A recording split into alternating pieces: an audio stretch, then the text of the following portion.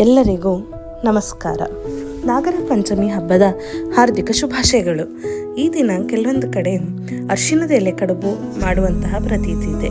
ಹೇಗೆ ಸುಲಭವಾಗಿ ಮಾಡೋದಪ್ಪ ಅಂದರೆ, ಒಂದು ಬೌಲ್ಗೆ ಅಕ್ಕಿ ಹಿಟ್ಟನ್ನು ಹಾಕ್ಕೊಳ್ಬೇಕು.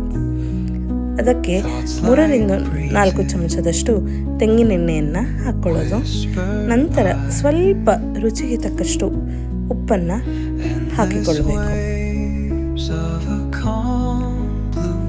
ಇದನ್ನು ನೀರಿನಿಂದ ಅಂದರೆ ಬಿಸಿನೀರೇ ಹಾಕಬೇಕಂತಿಲ್ಲ, ತಣ್ಣೀರು ಸಹ ಹಾಕ್ಕೊಳ್ಬೋದು. ನಾನಿಲ್ಲಿ ತಣ್ಣೀರನ್ನೇ ಹಾಕ್ಕೊಂಡು ಹೀಗೆ ಮಿಶ್ರಣ ಮಾಡ್ಕೊಂಡಿದ್ದೀನಿ. ತುಂಬ ದಪ್ಪನೂ ಬೇಡ, ತೆಳ್ಳುವಾಗೂ ಬೇಡ. ನಂತರ ಒಂದು ತಟ್ಟೆಗೆ ತೆಂಗಿನಕಾಯಿ ತುರಿ, ಅದಕ್ಕೆ 3 ಏಲಕ್ಕಿ ಗುದ್ದಿ ಪುಡಿ ಮಾಡಿಟ್ಕೊಂಡು ತೆಂಗಿನಕಾಯಿ ತುರಿಗೆ ಆ ಪುಡಿಯನ್ನು ಹಾಕ್ಕೊಂಡು, ನಂತರ ಅದಕ್ಕೆ ಸ್ವಲ್ಪ ಬೆಲ್ಲವನ್ನು ಹಾಕ್ಕೊಳ್ಬೇಕು.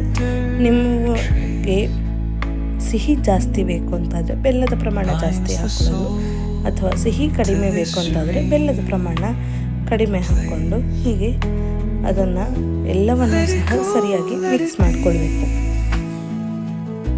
ನಂತರ ಅರಿಶಿಣದ ಎಲೆಯನ್ನು ತೊಳೆದಿಟ್ಕೊಂಡು ಅದಕ್ಕೆ ಅಕ್ಕಿ ಹಿಟ್ಟಿನಿಂದ ಮಾಡಿದಂತಹ ಪೇಸ್ಟ್, ಆ ಪೇಸ್ಟನ್ನು ಎಲೆ ಮೇಲೆ ಹಚ್ಕೊಳ್ಬೇಕು. ತುಂಬ ದಪ್ಪವಾಗಿ ಸಹ ಹಚ್ಕೊಳ್ಳೋದು ಬೇಡ, ಅಥವಾ ತುಂಬ ತೆಳುವಾಗಿ ಸಹ ಹಚ್ಕೊಳ್ಬಾರ್ದು. ಒಂದು ಹದದಲ್ಲಿದ್ದರೆ ಸಾಕು. ತುಂಬ ದಪ್ಪವಾಗಿ ಹಚ್ಕೊಂಡ್ರೆ ಗಟ್ಟಿ ಬರುವ ಸಾಧ್ಯತೆ ಇರ್ತದೆ.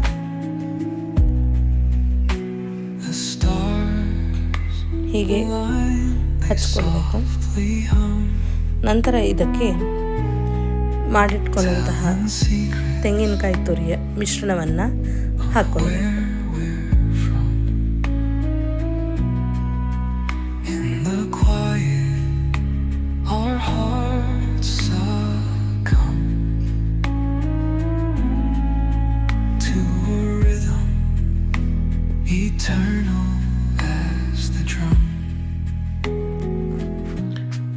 ಇದನ್ನು ಅರ್ಧಕ್ಕೆ ಮಡಚಿ, ನಂತರ ಇದನ್ನು 1/4 ಗಂಟೆಯಿಂದ 20 ನಿಮಿಷ ಹಬೆಯಲ್ಲಿ ಇದನ್ನು ಬೇಯಿಸಬೇಕು.